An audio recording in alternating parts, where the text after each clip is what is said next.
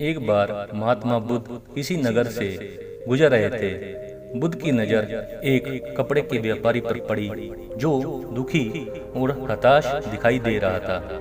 बुद्ध चलकर उनके पास गए और पूछा कि हे, तुम्हें इतना उदास क्यों हो?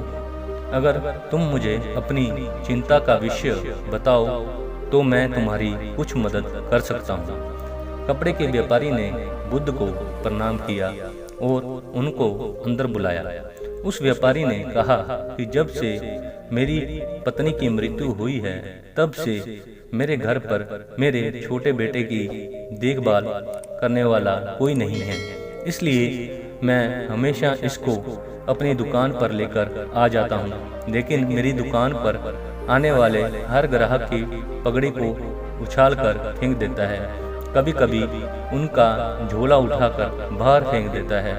मैंने इसको बहुत समझाया, डांटा, लेकिन ये नहीं समझा। इसकी इस हरकतों की वजह से मेरे सारे ग्राहक खुद को अपमानित मानकर वापस चले जाते हैं। बुद्ध बोले, मैं तुम्हारी सहायता कर सकता हूँ, पर तुम मुझे वचन दो कि मैं जो भी करूँगा तुम उसमें दखलंदाजी नहीं करोगे, ना ही कोई प्रश्न करोगे। व्यापारी बुद्ध को वचन दे देता है। अगले दिन बुद्ध एक पगड़ी पहनकर आए और एक ग्राहक की भांति आकर बैठ गए।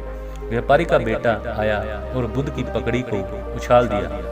महात्मा बुद्ध मुस्कुराए और कहा, बहुत अच्छा, जाओ उस पगड़ी को वापस लेकर आओ। वह बच्चा दौड़ कर गया और पगड़ी लाकर बुद्ध को दे दी। अगले दिन बुद्ध एक कुल्हाड़ी और एक लकड़ी लेकर आए। उस लड़के ने फिर से उस पगड़ी को उछाल दिया। बुद्ध ने उस लड़के को कुल्हाड़ी और लकड़ी दे दी और कहा, जाओ इस लकड़ी को काटो।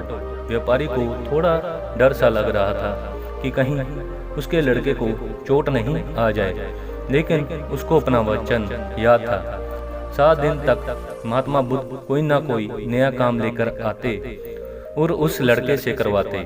शीघ्र ही वह लड़का भूल गया कि उसको किसी की पगड़ी उछालनी है।